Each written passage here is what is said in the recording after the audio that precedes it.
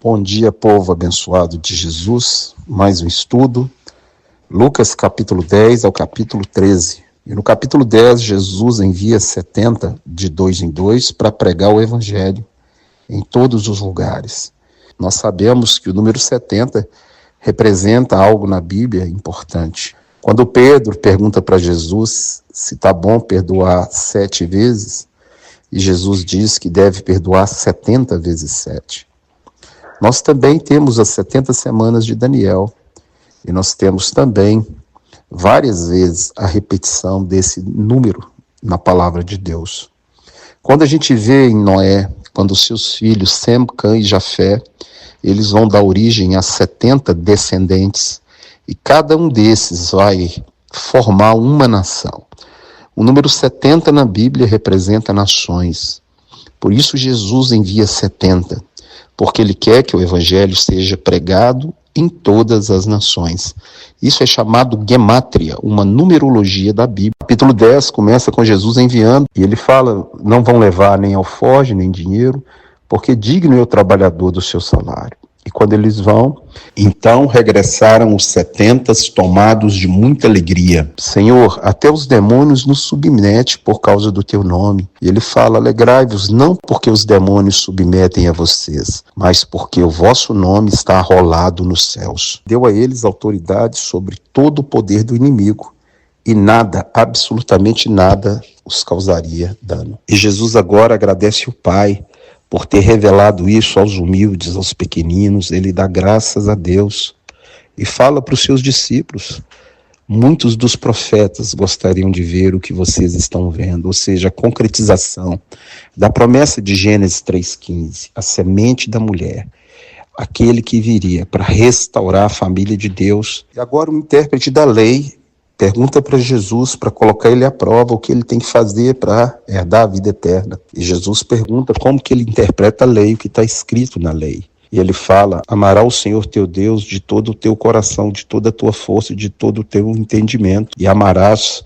o teu próximo como a ti mesmo. E Jesus diz a ele, faz isso e viverás. E ele pergunta a Jesus, então, quem é o próximo dele? E Jesus agora conta essa parábola e diz que aquele que acudiu o homem que foi assaltado foi um samaritano. Os samaritanos eram inimigos dos judeus, que nem o sacerdote, nem o levita, nenhum deles deu a mínima para aquele homem ferido. E então Jesus pergunta ao intérprete da lei, na sua opinião, qual foi o próximo desse homem? Ele falou, aquele que usou de misericórdia com ele. E Jesus diz, vai e procede de igual modo. É a história das duas irmãs, Marta e Maria. Uma ficava inquieta, agitada, e a outra queria ouvir Jesus. Jesus repreende Marta. Marta, Marta, tu anda inquieta? E em Lucas capítulo 11, os seus discípulos pedem a ele para ensinar a orar. E ele agora dá um modelo de oração, o Pai Nosso.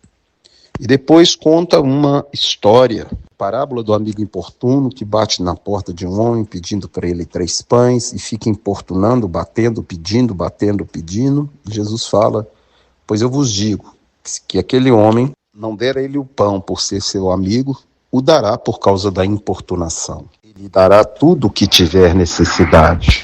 E agora ele diz, pedi, dar-se-vos-á, buscai e achareis, batei e abrir-se-vos-á. Pois qual o pai que o filho lhe pedindo um peixe, no lugar lhe dará uma cobra? Ele disse, vós que sois maus, sabeis das boas dádivas aos vossos filhos, quanto mais vosso Pai Celestial dará o Espírito Santo a todos que lhe pedirem. E agora ele vai expelir o demônio de um homem surdo-mudo, e aquele mudo volta a falar. E as multidões se admiraram. Por que as multidões se admiraram? Jesus já havia feito vários milagres.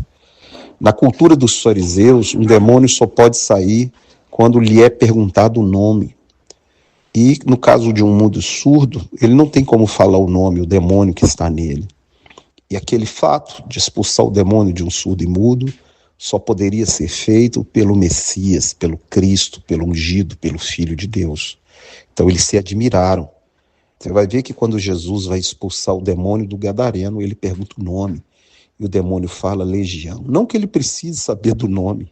Ele é o Filho de Deus, ele é o ungido de Deus, mas porque aquilo era cultural, fazia parte dos fariseus fazer essa pergunta. Então, imediatamente agora, eles vão retrucar, falando que ele está expulsando o demônio pelo maioral dos demônios, Beelzebul.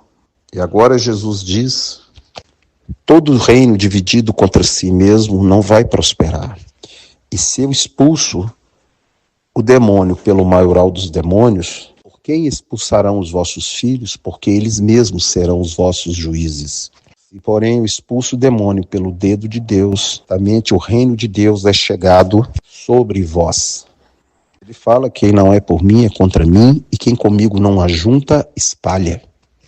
E ele diz: quando o espírito maligno sai do homem e anda por lugares áridos, e se ele volta e encontra a casa vazia e ornamentada, ele volta trazendo mais 7 com ele, e o estado daquele homem fica pior do que o primeiro.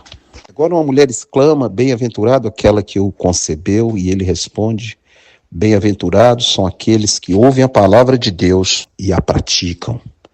Que você seja um bem-aventurado do Senhor e pratique a palavra dele. E eles pedem a ele um sinal, e ele fala que vai dar somente o sinal de Jonas.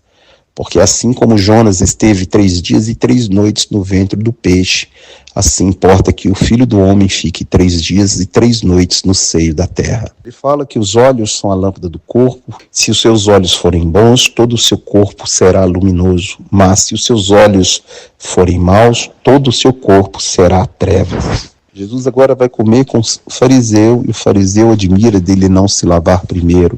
Jesus, porém, vai responder: que vós, fariseus, lavai o exterior do corpo e do prato, mas o seu interior está cheio de rapina e perversidade. E ele diz: dá esmola de tudo que tiveres, e assim tudo lhe será limpo. E ele vai falando que eles gostam dos primeiros lugares na sinagoga, não muito diferente dos dias de hoje. Os primeiros lugares na igreja. Dai o dízimo de tudo e desprezais o amor de Deus. Sois sepulturas invisíveis, dos quais os homens passam por cima, sem saber. Diz que vós edificaste os túmulos dos profetas que vossos pais mataram. E vocês tomaram a chave da ciência, não entraram e não estão deixando os outros entrar. No capítulo 12, Jesus começa a falar: cautelai-vos do fermento dos fariseus, que é hipocrisia. Coisa que tem também muito no nosso meio: hipocrisia.